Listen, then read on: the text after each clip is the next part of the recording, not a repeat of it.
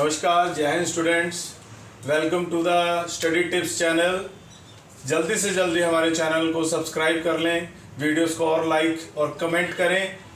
आज हम CA final के पेपर 8 आईडीटी के चैप्टर नंबर 8 रजिस्ट्रेशन को कंटिन्यू कर रहे हैं। इसमें अब हम सेक्शन नंबर 25, 26, 27 हैं उनको समझेंगे कि एक व्यक्ति को रजिस्ट्रेशन करवाने का जीएसटी में प्रोसीजर क्या है। लॉ मेकर ने क्या सोचा कि क्या वो प्रोसीजर रखे कि भारत में जीएसटी की रजिस्ट्रेशन किस प्रकार से होगी। तो उसने सोचा कि एक्ट में मैं लिख देता हूं कि किस प्रकार से रजिस्ट्रेशन करवानी है, रूल्स में लिख देता हूं कि उसके प्रोसीजर्स क्या होंगे, कौन से फॉर्म्स लगेंगे, किस प्रकार किस मैनर और कंडीशंस के साथ रजिस्ट्रेशन ग्रांट की जाएगी। तो जो सीए फाइनल के स्टूडेंट्स हैं उनके लिए ये बहुत ही important, along with them businessman और प्रोफेशनल्स के लिए भी ये रजिस्ट्रेशन के प्रोसीजर बहुत ही इंपॉर्टेंट है। तो आइए समझते हैं कि सेक्शन 25 क्या है, प्रोसीजर फॉर रजिस्ट्रेशन में। 26 और 27 नेक्स्ट लेक्चर में करेंगे। पहले सबसेक्शन 1 को करते हैं। लॉ कहता है कि जो भी व्यक्ति जिसे सेक्शन 22 या 24 में रजिस्ट्रेशन करवाने की लेबिलिटी है वो अपना रजिस्ट्रेशन करवाएगा जिस भी स्टेट या जिस भी यूटी में उसकी लेबिलिटी है। 22 सेक्शन में किसे कहा गया था कि जो भी व्यक्ति एक थ्रेशोल्ड लिमिट से ज्यादा की सप्लाई करता है तो उसे ही has to get registration. Threshold limit क्या थी? 10 लाख। जो मिजोरम, MTMN हमने याद करा था ना, मणिपुर, त्रिपुरा, मिजोरम, नागालैंड, उनमें सप्लाई की थ्रेशोल्ड लिमिट क्या थी? 10 लाख। इसके अतिरिक्त 6 और स्टेट्स थी जो नोटिफाइड थी, उसमें 20 लाख थी कि ये यहाँ पे अगर सप्लाई होगी, इन स्टेट से सप्लाई होगी तो लिमिट कितनी है? 20 lakh. Other than these two, अगर आप सप्लाई ऑफ गुड्स करते हैं, सिर्फ गुड्स, तो लिमिट कितनी कर दी थी गवर्नमेंट ने? 40 lakh. Only in these other states, जो स्टेट्स इन दो में नहीं आ रही हैं। ठीक है स्टूडेंट्स, तो आपको अपने क्लाइंट का ये ध्यान रखना है कि वो कौन सी स्टेट से है। अगर वह किसी स्पेशल स्टेट से है तो लिमिट कितनी है? 10 लाख। थ्रेशोल्ड लिमिट कितनी? 10 लाख। अगर वह स्पेशल 4 स्टेट्स में नहीं है, क्या वो इन 6 स्टेट्स में है? ठीक है जी, तो अगर वो है तो 20 लाख। अगर वह है इन दो प्रकार की स्टेट्स में नहीं है और सप्लाई ऑफ गुड्स अकेली कर रहा है तो 40 लाख की लिमिट। तो ये कंडीशन में सेक्शन 21 स्टूडेंट सीए फाइनल के जो पढ़ रहे हैं, सुन रहे हैं मेरे को, वो ये कंडीशन है। इसके बाद सेक्शन 24 में कंपल्सरी रजिस्ट्रेशन कहा गया था। इसमें गवर्नमेंट ने कह दिया कि इन लोगों को कंपल्सरी रजिस्ट्रेशन करवानी ही पड़ेगी। किन लोगों को सर? रिवाइज कर लेते हैं। पहला, जिसे इंटर स्टेट सप्लाई करनी है गुड्स की, ठीक है, जो अकेला गुड्स की इंटर स्टेट सप्लाई करेगा उसे रजिस्ट्रेशन करवानी ही पड़ेगी, रिस्पेक्टिव कितनी मर्जी वैल्यू की वो गुड्स हो। ठीक है जी। दूसरा, कैजुअल टैक्सेबल पर्सन, उसे भी रजिस्ट्रेशन करवानी पड़ेगी। हाँ, एक प्रोविजो दी गई है कि अगर वो नोटिफाइड हैंडीक्राफ्ट गुड्स और हैंडलूम्स की सप्लाई कर रहा है तो उसको लिमिट 20 या 10 की दे दी जाएगी।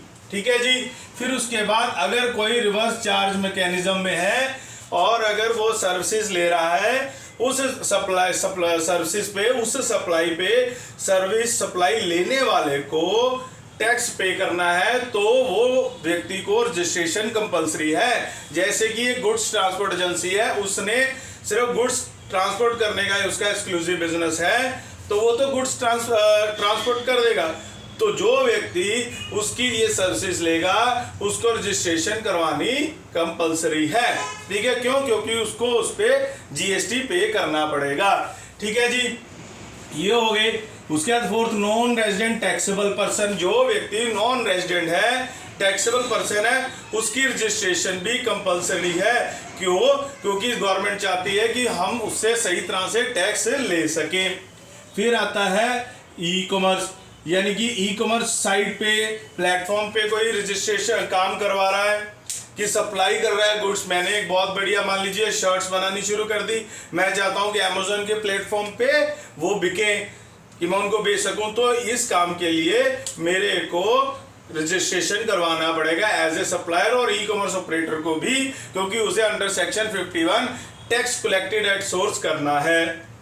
फिर क्या हो गया, अगर किसी व्यक्ति को under section 52 TDS tax deducted at source करना है तो उसे भी रजिस्ट्रेशन करवाना कंपलसरी है। फिर कौन है, जिसे as a input service distributor काम करना है, जो है इनपुट सर्विस डिस्ट्रीब्यूटर, उसे भी रजिस्ट्रेशन करवाना जरूरी है।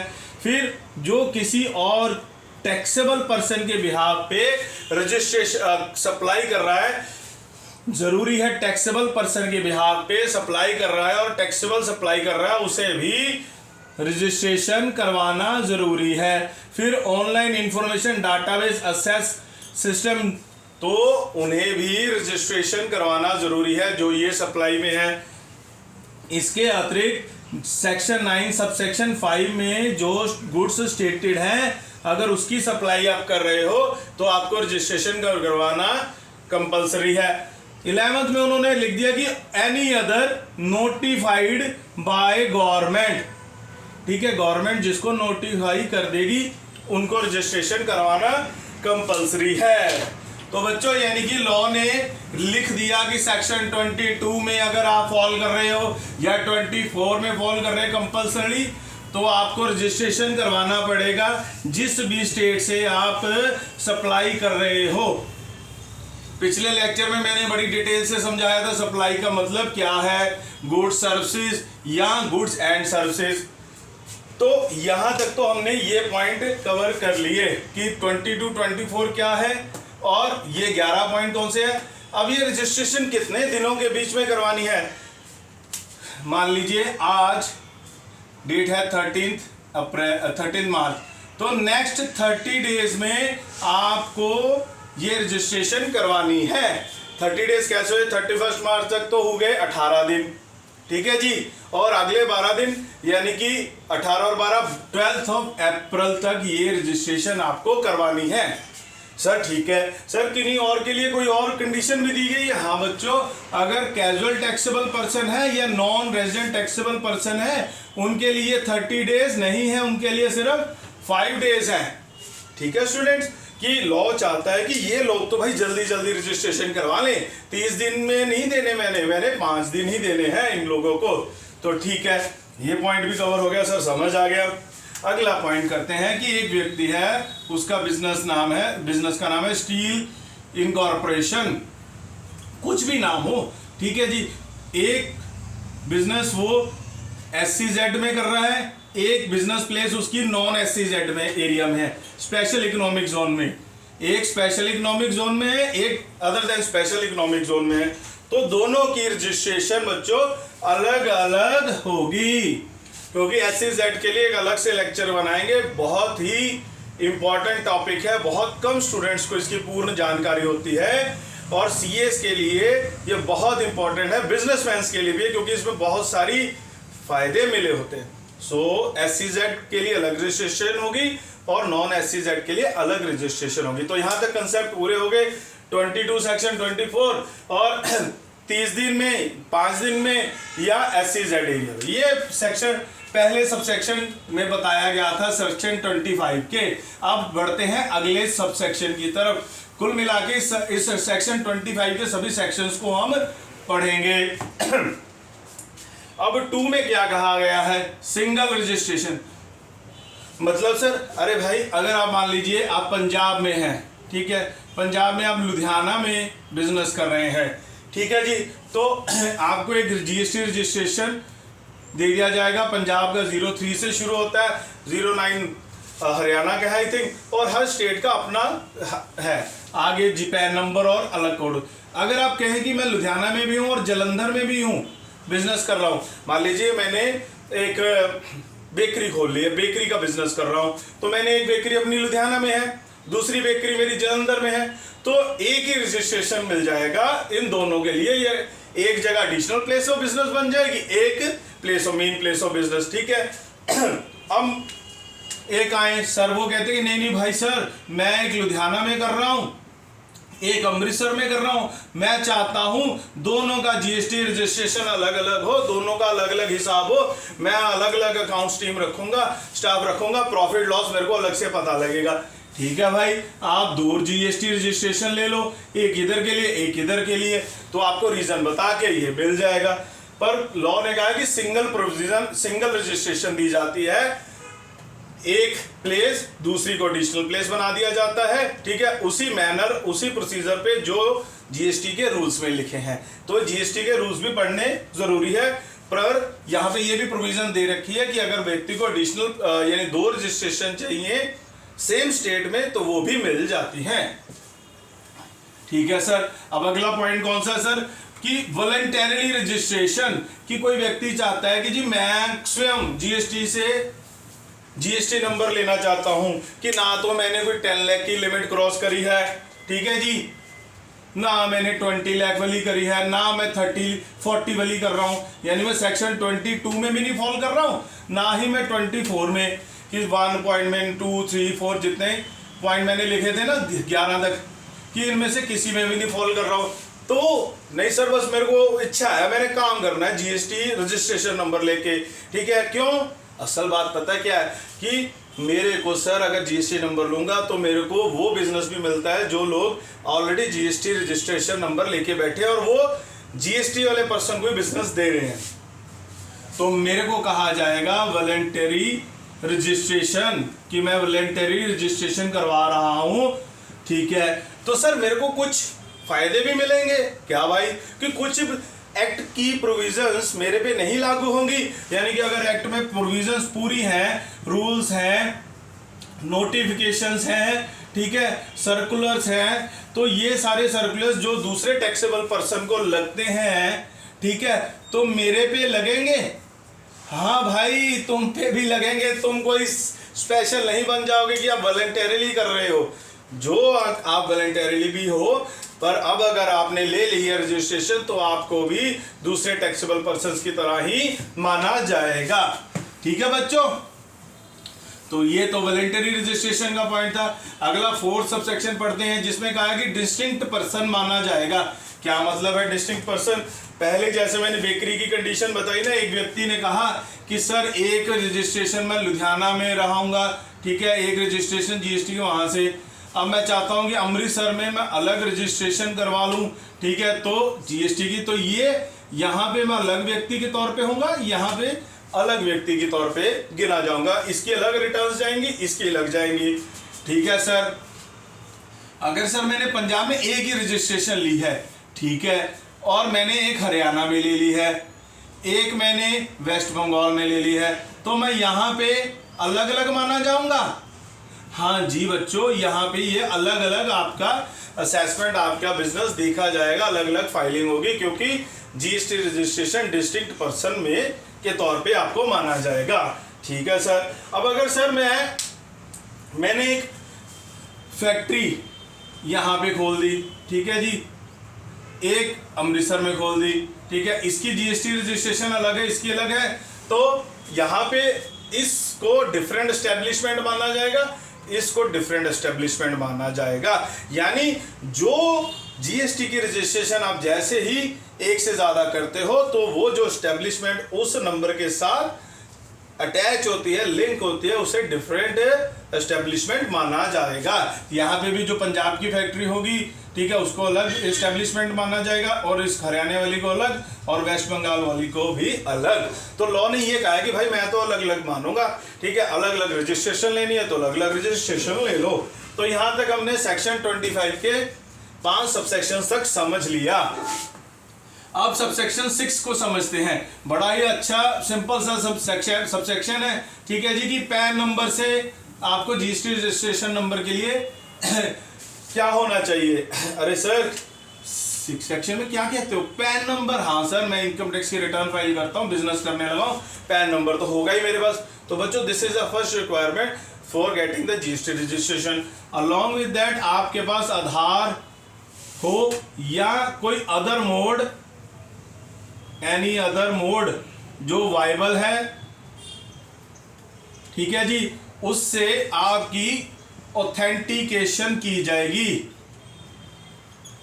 मतलब सर मान लीजिए मैंने सबसेक्शन 7 को भी आपको साथ में समझाने की कोशिश करी है कि पैन नंबर है, जीएसटी पैन नंबर है, पैन बेस्ड या पैन नंबर के हिसाब से आपको जीएसटी नंबर अपलोड होता है, ठीक है जी। और अगर सर मेरे को सेक्शन 52 में टीडीएस डिडक्ट करना है तो आपको टैन नंबर भी चाहिए कि आपके पास टैन नंबर होना चाहिए बच्चों, ठीक है। नंबर होंगे पैन टैन, तभी आप किसी का टैक्स काट सकोगे, डिडक्ट कर सकोगे ना, ठीक है।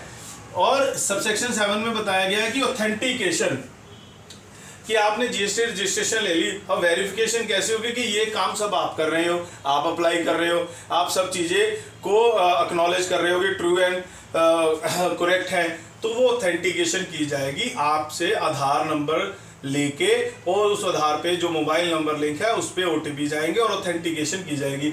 अगर सर आधार नंबर नहीं है तो जो भी एनी अदर मोड लॉ ने लिख दिया कि हाँ ठीक है, अगर भारत में किसी के पास आधार नंबर नहीं है तो जो अदर मोड लॉ द्वारा बताया जाएगा, गवर्नमेंट द्वारा नोटिफाई किया जाएगा, जो काउंसिल रेकमेंड करती है उसके हिसाब से ऑथेंटिकेशन हो जाएगी। तो ये 6A भी हो गया।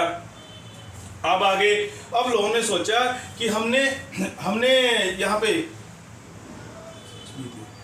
हमने 6B था, ये 7 नहीं था, कि हमने ऑन गोइंग जो लोग अभी भी जीएसटी रजिस्ट्रेशन करवा चुके हैं या रजिस्टर्ड हैं अभी भी, तो उनके लिए क्या किया जाए। तो जो लोग अभी भी रजिस्टर्ड हैं उन्हें अपना आधार से इस आधार नंबर देना पड़ेगा ताकि उनकी ऑथेंटिकेशन करवाई जा सके। अगर आपने कभी भी आधार नंबर दिया और वो बाद में ऑथेंटिकेट नहीं हो पाया तो लॉ ये कहता है कि हम ये मानेंगे कि डे 1 से ही आपकी रजिस्ट्रेशन अलॉट ही नहीं हुई, कि you were supposed to have do not have the GST number from day 1, क्योंकि आपने ऑथेंटिकेशन करवाई ही नहीं। तो ऑथेंटिकेशन स्टूडेंट्स का होना बहुत ज़रूरी है, ठीक है। तो ऑनगोइंग जो रजिस्टर्ड पर्सन है उनके लिए ये चीज़ ज़रूरी है, ठीक है जी। 6C में ये हो गया।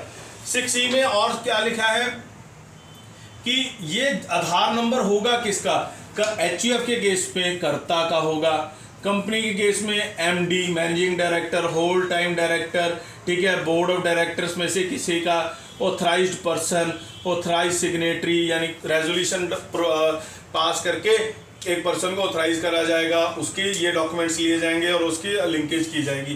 तो ये वहाँ पे आपको बताना है एज ए प्रोफेशनल कि आधार नंबर चाहिए किसका। फिर उन्होंने कहा कि सर अब अगर नॉन रेजिडेंट टैक्सेबल पर्सन आ गए, नॉन रेजिडेंट टैक्सेबल पर्सन उनके पास आधार नंबर है नहीं, तो लॉ कहता है कि जो अदर पर्पस, जो अदर सच अदर डॉक्यूमेंट बताए जाएंगे तो उसके हिसाब से कर लिया जाएगा, जीएसटी का रजिस्ट्रेशन खत्म। ठीक है सर, ये तो बड़ा आसान हो गया कि किस किस की रजिस्ट्रेशन कब कब कैसे होनी।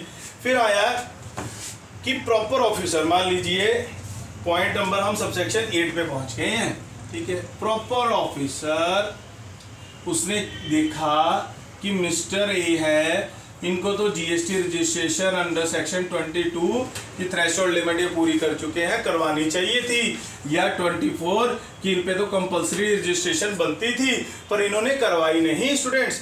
तो नहीं करवाई तो लॉ ने प्रावधान रखा है, ऑफिसर को पावर दे रखी है कि वो इनकी रजिस्ट्रेशन करवा सकता है इमीडिएटली, ठीक है।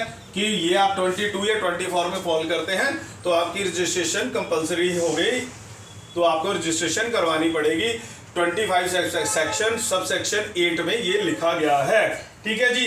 अब आ गई बात, ये तो इंडिया में जो लोग आधार है या आधार नहीं है तो किस प्रकार से उनका रजिस्ट्रेशन होगा। अब मान लीजिए कोई यूएनओ से है, कोई एम्बेसी है हमारे देश में, कोई कॉन्सुलेट है, या कोई इंटरनेशनल कोई मॉनेटरी इंस्टीट्यूशन है जो नोटिफाइड है यूएनओ से, ठीक है। उनके लिए कैसे, ठीक है, मॉनेटरी इंस्टीट्यूशन नोटिफाइड है, ठीक है, एम्बेसी है, ठीक है, कॉन्सुलेट है, ठीक है, इन सब के लिए एक यूनिक आइडेंटिफिकेशन नंबर दिया गया है, जो ये नंबर इनको इश्यू होगा और इसी से जो ये नोटिफाइड गुड्स या सप्लाईज पे टैक्स पे करेंगे उसका इनको रिफंड मिल जाएगा। ठीक है स्टूडेंट्स, तो लॉ ने जो इंडिया में है उनको भी कर दिया कवर, जो इंडिया में नहीं यानी और स्पेशल लोग हैं यूएनओ जैसे या मॉनेटरी इंस्टीट्यूशंस हैं, एम्बेसी काउंसिलर, उनके लिए यूनिक आइडेंटिफिकेशन नंबर दे दिया। ठीक है, अब 9 हो गए। 10 रजिस्ट्रेशन ग्रांट की जाएगी। हाँ भाई, आपने सारे मेहनत कर ली, आपने अपने क्लाइंट के लिए रजिस्ट्रेशन के लिए सारे डॉक्यूमेंट अप्लाई कर दिए हैं, ठीक है, gst.gov की साइट पे जाके अब साइट पे आपको मैसेज भी आ गया है कि ठीक है हमने आपकी वेरिफिकेशन कर ली, ऑथेंटिकेशन हो गई है, तो प्रॉपर ऑफिसर आपको सर्टिफिकेट ग्रांट करेगा कि वो जो उसने कंप्लायंस चेक करनी है वो सारी वो वेरिफिकेशन ऑन ग्राउंड चाहे विजिट करके डॉक्यूमेंटेशन को ऑथेंटिकेट करके करने के बाद आपको सर्टिफिकेट इशू कर देगा। ठीक है जी, फिर grant of registration due verification हो गया। अब लास्ट ये 10 और 11 था। 12th में आते हैं कि ये सर्टिफिकेट जो है ना आपको इशू कर दिया जाएगा जैसे ही टाइम जो बताया गया है जीएसटी के रूल्स में वो पूर्ण हो जाएगा 7 डेज जैसे, तो आपको सर्टिफिकेट इशू होने के बाद रजिस्ट्रेशन आपकी जैसे मान ली जाएगी कि रजिस्ट्रेशन हो गई। ठीक है, तो रजिस्ट्रेशन करवाने के लिए ये सारे प्रोसीजर्स का एक सेक्शन 25 है, उसको ये समझा जाता है। ठीक है स्टूडेंट्स, आई होप आपको ये वीडियो पसंद आई होगी। प्लीज़ हमारे चैनल को लाइक और सब्सक्राइब ज़रूर करें। धन्यवाद। जय हिंद।